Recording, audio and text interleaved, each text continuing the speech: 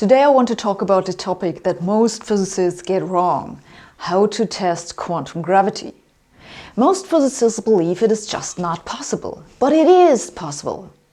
Einstein's theory of general relativity tells us that gravity is due to the curvature of space and time. But this theory is strictly speaking wrong. It is wrong because, according to general relativity, gravity does not have quantum properties. I told you all about this in my earlier videos.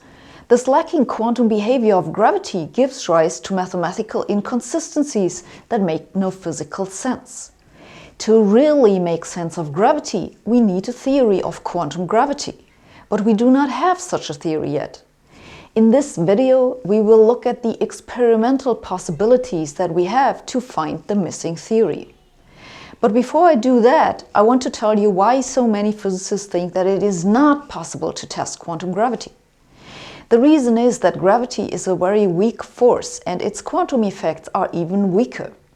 Gravity does not seem weak in everyday life, but that is because gravity, unlike all the other fundamental forces, does not neutralize. So, on long distances, it is the only remaining force, and that is why we notice it so prominently.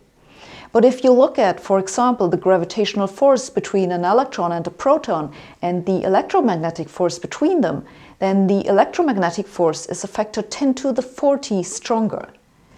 One way to see what this means is to look at a fridge magnet.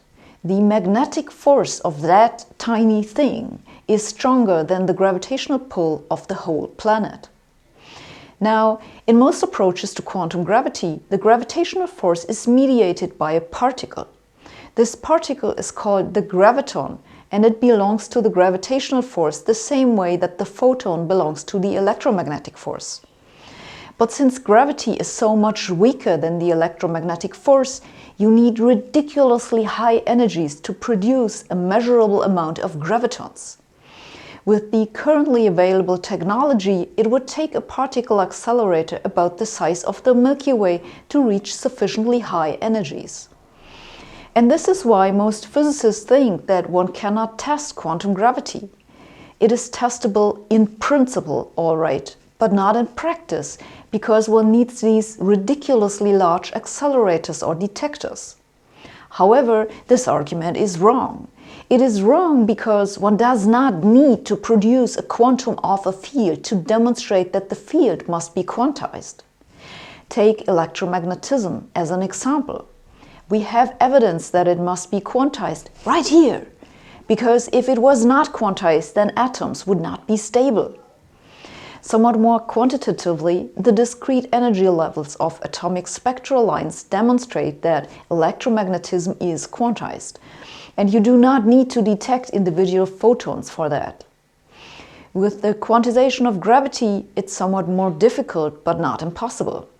A big advantage of gravity is that the gravitational force becomes stronger for larger systems, because, recall, gravity, unlike all the other forces, does not neutralize and therefore adds up.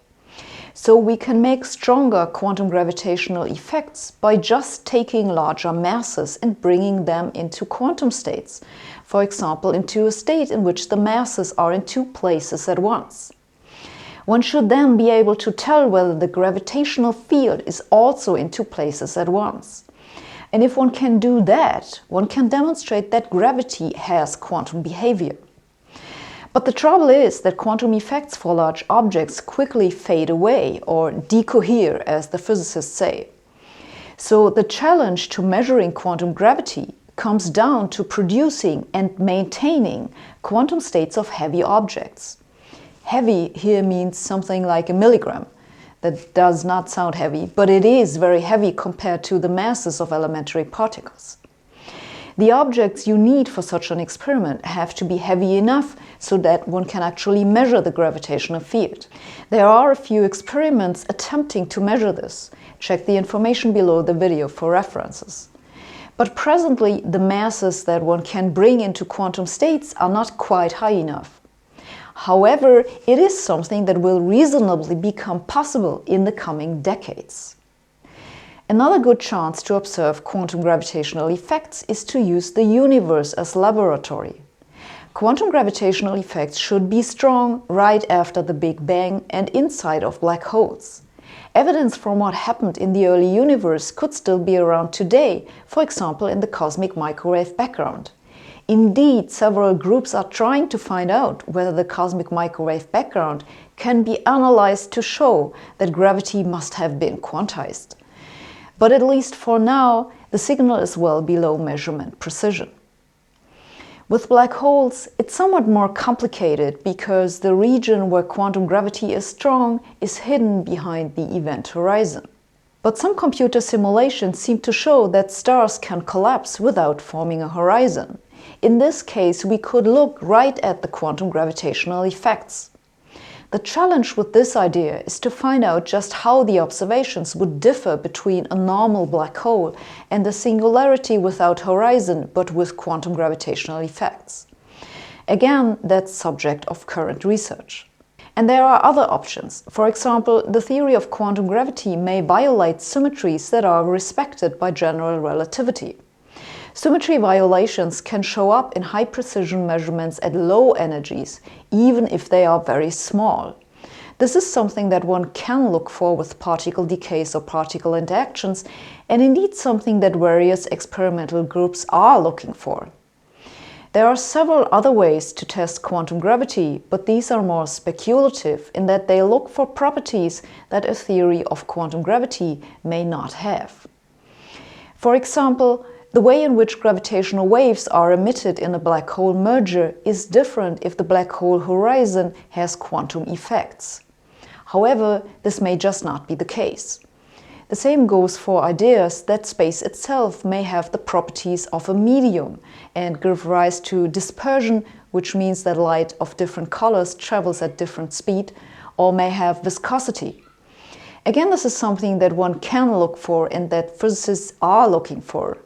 But it's not our best shot because quantum gravity may just not give rise to these effects. In any case, as you can see, clearly it is possible to test quantum gravity. Indeed, I think it is possible that we will see experimental evidence for quantum gravity in the next 20 years, most likely by the type of test that I talked about first with the massive quantum objects. Thanks for watching. See you next week.